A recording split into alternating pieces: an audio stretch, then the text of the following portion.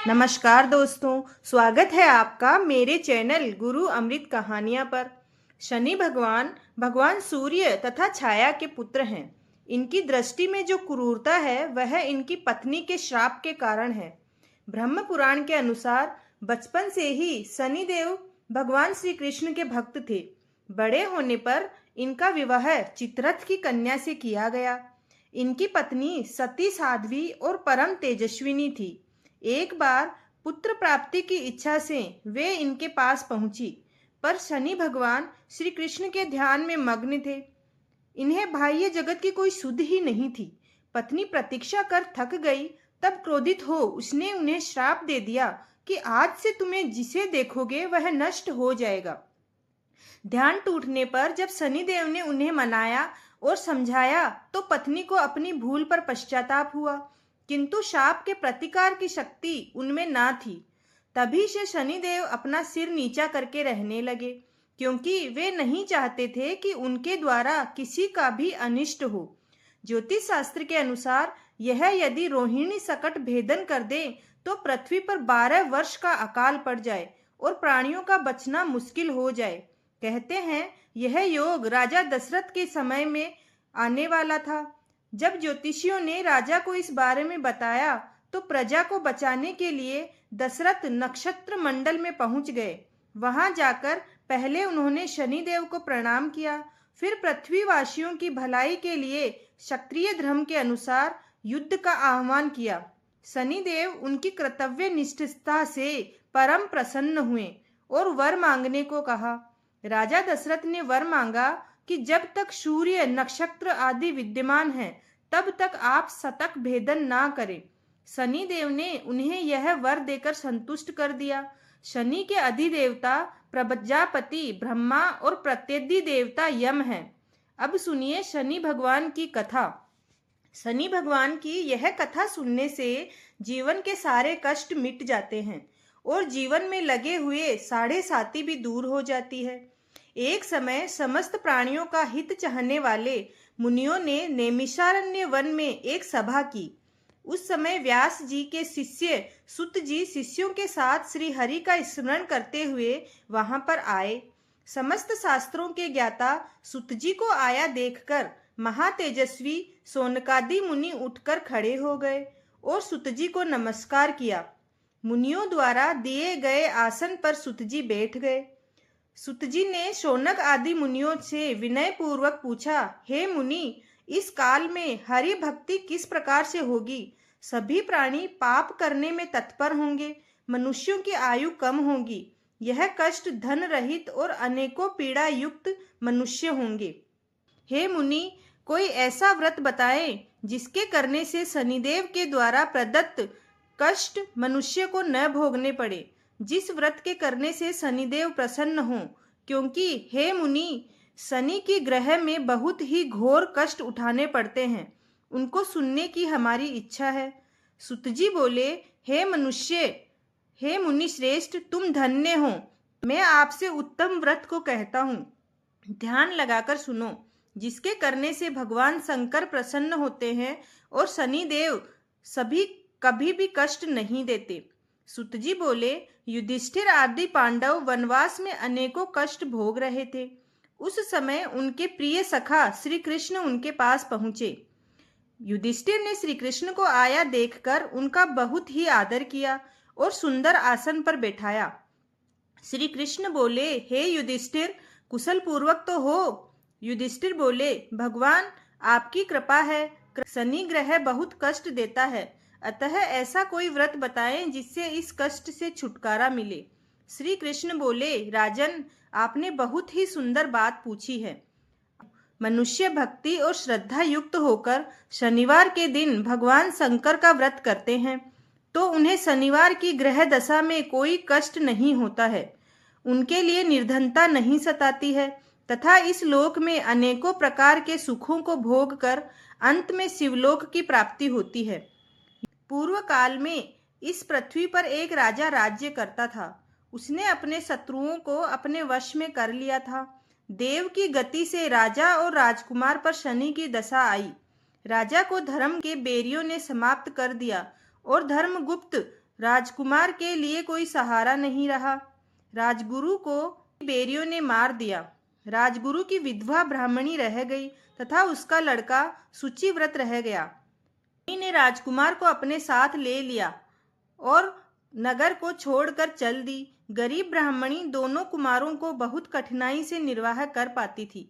कभी किसी शहर और कभी किसी नगर में दोनों कुमारों के लिए घूमती रहती थी। एक दिन वह ब्राह्मणी दोनों कुमारों के लिए एक नगर से दूसरे नगर में जा रही थी। मार्ग में ऋषि सांडिल्य के दर्शन हुए। ब्राह्मणी ने दोनों बालकों के साथ मुनि के चरणों में प्रणाम किया और बोली, हे महर्षि, मैं आज आपके दर्शन से कृतार्थ हो गई। यह मेरे दोनों कुमार आपकी शरण हैं, आप इनकी रक्षा करो। मुनिवर, यह सूचिव्रत मेरा लड़का है और धर्मगुप्त यह राजपुत्र है और मेरा धर्मपुत्र है। हम घोर दरिद्र में पड़े हुए हैं, आप हमारा उद्धार कीजिए। सांडिल्य मुनि ने ब्राह्मणी की सारी बातें सुनी और बोले, हे देवी, तुम्हारे ऊपर शनि का प्रकोप है, अतः आप शनिवार के दिन व्रत करके भगवान शिव जी की आराधना किया करो, इससे तुम्हारा कल्याण होगा। ब्राह्मणी और दोनों कुमार मुनि को प्रणाम कर शिव मंदिर के लिए चल दिए। शनिवार के दिन दोनों कुमारों ने मुनि के उपदेश के अनुसार शनिवार का व्रत किया तथा शिव जी का पूजन किया। इस प्रकार से दोनों कुमारों को व्रत करते 2-4 मास बीत गए। एक दिन सूचिव्रत स्नान करने के लिए गया। उसके साथ राजकुमार नहीं था। कीचड़ में उसे एक बहुत बड़ा कलश दिखाई दिया। सूचिव्रत ने उसको उठाया और देखा तो उसमें धन था। सूचिव्रत उस कलश को लेकर घर आया और माँ से बोला, हे माँ, इस शिवजी के प्रसाद को देख, भोले भगवान ने इस कलश के रूप में धन दिया है। माता ने आदेश दिया, बेटा, तुम दोनों इसको बांट लो। माँ के वचन सुनकर सूचिव्रत बहुत ही प्रसन्न हुआ और राजसुत से बोला, भैया, अपना हिस्सा तो ले लो। परंतु शंकर जी की पूजा में विश्वास रखता हुआ राजसुत बोला, माँ, मैं हिस्सा लेना नहीं चाहता हूँ, क्योंकि जो कोई अपने सुकृत से कुछ भी पाता है वह उसी का भाग है और स्वयं उसे आप ही भोगना चाहिए। भोलेश्वर शिवजी मुझ पर भी कभी दया करेंगे। धर्मगुप्त प्रेम और भक्ति के साथ शनि का व्रत करके पूजा करने लगा। इस प्रकार से उसे 1 वर्ष बीत गया। बसंत ऋतु का आगमन हुआ। राजकुमार धर्मगुप्त तथा ब्राह्मण पुत्र सूचिव्रत दोनों ही वन में घूमने के लिए गए। दोनों वन में घूमते घूमते काफी दूर निकल गए। उनको सैकड़ों गंधर्व कन्याएं खेलती हुई मिली। ब्राह्मण कुमार बोला, भैया, पवित्र पुरुष स्त्रियों के बीच में नहीं चलते, यह मनुष्य को शीघ्र ही मोह लेती है। विशेष रूप से ब्रह्मचारी के लिए स्त्रियों से भाषण करना व उनसे मिलना नहीं चाहिए। परंतु गंधर्व कन्याओं के खेल को देखने की इच्छा रखने वाला राजकुमार खेल देखने उनके खेल के स्थान पर अकेला चला गया। ब्राह्मण कुमार नहीं गया। उन गंधर्व कन्याओं के बीच एक प्रधान सुंदरी उस राजकुमार को देखकर मोहित हो गई और अपने संग की सखियों से बोली कि यहाँ से थोड़ी दूर पर एक सुंदर वन है, उसमें नाना प्रकार के सुंदर फूल खिले हैं। तुम सब जाकर उन सुंदर फूलों को तोड़कर ले आओ, तब तक मैं यहीं बैठी हूँ। सखियां आज्ञा पाकर चली गई और वह सुंदर गंधर्व कन्या राजकुमार पर दृष्टि लगाकर बैठ गई। राजकुमार उसके पास चला आया। राजकुमार को देखकर गंधर्व कन्या उठी और बैठने के लिए पल्लवों का आसन दिया। राजकुमार आसन पर बैठ गया। गंधर्व कन्या ने पूछा, आप कौन हैं, किस देश के रहने वाले हैं तथा आपका आगमन कैसे हुआ है? राजकुमार ने कहा, मैं विदर्भ देश के राजा का पुत्र हूँ। धर्मगुप्त मेरा नाम है। मेरे माता पिता स्वर्गलोक को पधार गए। बैरियों ने मेरा राज ले लिया है। मैं राजगुरु की पत्नी के साथ रहता हूँ, वह मेरी धर्म माता हैं। फिर राजकुमार ने पूछा कि आप कौन हैं, किसकी पुत्री हैं और किस कार्य से यहाँ पर आगमन हुआ है? गंधर्व कन्या बोली, विद्रविक नाम के गंधर्व की मैं पुत्री हूँ। मेरा नाम अंशुमती है। आपको आया देखकर आपसे बात करने की इच्छा हुई, इसी से मैं सखियों को अलग भेजकर अकेली रह गई हूँ। गंधर्व कहते हैं कि मेरे बराबर संगीत विद्या में कोई निपुण नहीं है। भगवान शंकर ने हम दोनों पर कृपा की है, इसलिए आपको यहाँ पर भेजा है। अब से लेकर मेरा आपका प्रेम कभी न टूटे। कन्या ने अपने गले का मोतियों का हार राजकुमार के गले में डाल दिया। राजकुमार बोला, मेरे पास न राज है न धन है, आप मेरी भार्या कैसे बनेंगी? आपके पिता हैं, आपने उनकी आज्ञा भी नहीं ली है। गंधर्व कन्या बोली, अब आप अपने घर के लिए जाएं, परसों प्रातःकाल यहाँ आवे, आपकी आवश्यकता होगी। राजकुमार ने ऐसा कहकर गंधर्व कन्या अपने सहेलियों से जा मिली। राजकुमार धर्मगुप्त सूचिव्रत के पास चला गया और उसे सब समाचार कह सुनाया। उस दिन से तीसरे दिन सूचिव्रत को साथ लेकर राजकुमार धर्मगुप्त उसी वन में गया। उसने देखा कि स्वयं गंधर्वराज विद्रविक उस कन्या को साथ लेकर उपस्थित हैं। गंधर्वराज ने दोनों कुमारों का अभिवादन किया। दोनों को सुंदर आसन पर बैठाकर राजकुमार से कहा कि राजकुमार, मैं परसों कैलाश पर गौरीशंकर के दर्शन करने के लिए गया। वहां करुणा रूपी सुधा के सागर बोले। शंकर जी महाराज ने मुझे अपने पास बुलाकर कहा, गंधर्वराज, पृथ्वी पर धर्मगुप्त नाम का राजभ्रष्ट राजकुमार है। उसके परिवार के लोगों को बेरियों ने समाप्त कर दिया है। वह बालक गुरु के कहने से शनिवार का व्रत करता है और सदा मेरी सेवा में लगा रहता है। तुम उसकी सहायता करो, उससे यह अपने शत्रुओं को अपने वश में कर सके। गौरीशंकर की आज्ञा को धारण करके मैं अपने घर चला आया। वहां मेरी पुत्री अंशुमति ने भी बहुत सी प्रार्थना की।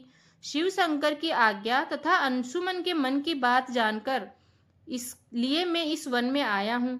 इससे आपको देता हूँ और आपके बेरियों को आपके वश में करके आपको राज दिला दूंगा।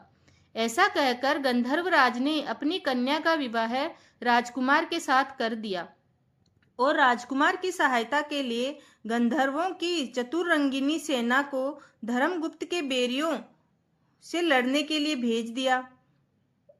उधर उनको हरा दिया। इस कारण उन गंधर्वों ने राजकुमार की अधीनता स्वीकार कर ली और राजकुमार को राज्य लौटा दिया। धर्मगुप्त सिंहासन पर बैठा। अपने भाई सूचिव्रत के लिए मंत्री पद नियुक्त किया। जिस ब्राह्मणी ने उसे पुत्र की तरह पाला था, उसे राजमाता बनाया। शनिवार के व्रत के प्रभाव से शिवजी की कृपा से धर्मगुप्त इस प्रकार से विदर्भ राज हुआ। श्री कृष्ण भगवान बोले, हे पांडु नंदन, आप भी इस व्रत को करें तो कुछ समय बाद आपको राज्य प्राप्त होगा और सभी प्रकार के सुखों से प्राप्ति होगी। आपके बुरे दिनों की शीघ्र समाप्ति होगी। युधिष्ठिर ने शनिवार व्रत कथा सुनकर श्री कृष्ण भगवान की पूजा की और व्रत आरंभ किया। इस व्रत के प्रभाव से महाभारत में विजय प्राप्त कर राज्य प्राप्त किया और स्वर्ग की प्राप्ति की।